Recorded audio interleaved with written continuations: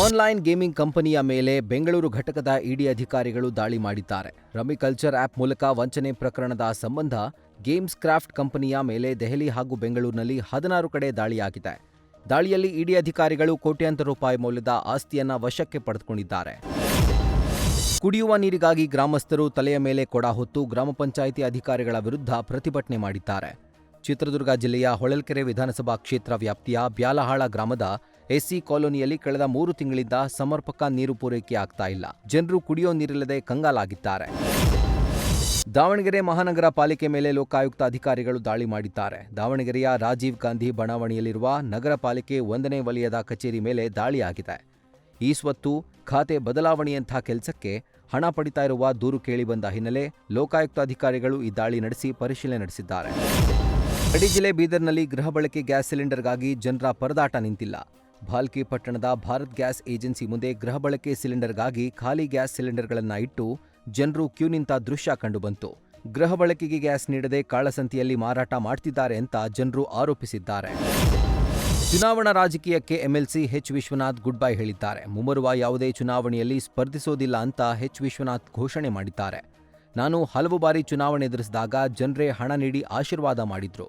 ಆದರೆ ಈಗ ಹಣ ನೀಡಿ ಚುನಾವಣೆ ಎದುರಿಸುವ ಪರಿಸ್ಥಿತಿ ನಿರ್ಮಾಣವಾಗಿದೆ. ಸದ್ಯದ ಪರಿಸ್ಥಿತಿಯಲ್ಲಿ ವಿಧಾನಸಭೆ ಚುನಾವಣೆ ಎದುರಿಸಲು 50 ಕೋಟಿ ಹಣ ಬೇಕು. 50 ಕೋಟಿ ಖರ್ಚು ಮಾಡಿ ಚುನಾವಣೆ ಎದುರಿಸುವಷ್ಟು ಶಕ್ತಿ ಈಗ ನನ್ನಲ್ಲಿ ಇಲ್ಲ ಅಂತ ಚುನಾವಣೆ ಸ್ಪರ್ಧೆಗೆ ಗುಡ್ ಬೈ ಹೇಳಿದ್ದಾರೆ. ರಾಜ್ಯದಲ್ಲಿ ಬಿರು ಬೇಸಿಗೆಗೆ ಜನರು ಬೇಸತ್ತು ಹೋಗಿದ್ದಾರೆ. ಜನರು ಫ್ರಿಡ್ಜ್ ಬದಲಾಗಿ ಹಳೆಯ ಕಾಲದ ದೇಸಿ ಮಡಿಕೆಗಳ ಮೊರೆ ಹೋಗ್ತಿದ್ದಾರೆ. ಹೀಗಾಗಿ ಕೋಲಾರದಲ್ಲಿ ಮಣ್ಣಿನ ಮಡಿಕೆಗಳಿಗೆ ಡಿಮ್ಯಾಂಡ್ ಹೆಚ್ಚಾಗಿದೆ. ಕುಂಬಾರಪೇಟೆಯಲ್ಲಿ ವಿಭಿನ್ನ ಹಾಗೂ ಆಕರ್ಷಕವಾಗಿರುವ ಮಡಿಕೆಗಳು ಗಮನ ಸೆಳೀತಾ ಇವೆ. ಉಡುಪಿ ಹಾಗೂ ಬ್ರಹ್ಮಾವರ ತಾಲೂಕಿನ ಜನರ ಬಹುದಿನಗಳ ಕನಸು ಕೊನೆಗೂ ನನಸಾಗಿದೆ. ಕೊಕ್ಕರ್ಣೆ ಮಾರ್ಗದಲ್ಲಿ ಬ್ರಹ್ಮಾವರ, ಮಟಪಾಡಿ, ನೀಲಾವರ ಮೂಲಕ ಸಾರಿಗೆ ಬಸ್ ಸಂಚಾರಕ್ಕೆ ಈ ಭಾಗದ ಜನರು ಆಗ್ರಹಿಸಿದ್ರು. ಇದೀಗ ಬಹುದಿನಗಳ ಬೇಡಿಕೆ ಈಡೇರಿದ್ದು ಮಟಪಾಡಿ ಗ್ರಾಮಕ್ಕೆ ಬಂದ ಸಾರಿಗೆ ಬಸ್ಗೆ ಫ್ರೆಂಡ್ಸ್ ಮಟಪಾಡಿ ಯೂತ್ ಕ್ಲಬ್ನಿಂದ ಸ್ವಾಗತ ಕೋರಲಾಯಿತು. ಕೈಗಾ 5ನೇ ಮತ್ತು 6ನೇ ಘಟಕಕ್ಕೆ ಬೃಹತ್ ಯಂತ್ರೋಪಕರಣ ಸಾಗಿಸ್ತಾ ಇದ್ದ ವಾಹನ ಪಲ್ಟಿಯಾಗಿದೆ. ಕಾರವಾರದ ಮಲ್ಲಾಪುರದಿಂದ ಕೈಗಾಗೆ ಸಂಪರ್ಕಿಸುವ ಮಾರ್ಗ ಮಧ್ಯೆ ತಿರುವಿನಲ್ಲಿ ಏಕಾಏಕಿ ವಾಹನ ಪಲ್ಟಿಯಾಗಿದ್ದು ಸಂಚಾರ ಅಸ್ತವ್ಯಸ್ತವಾಗಿತ್ತು.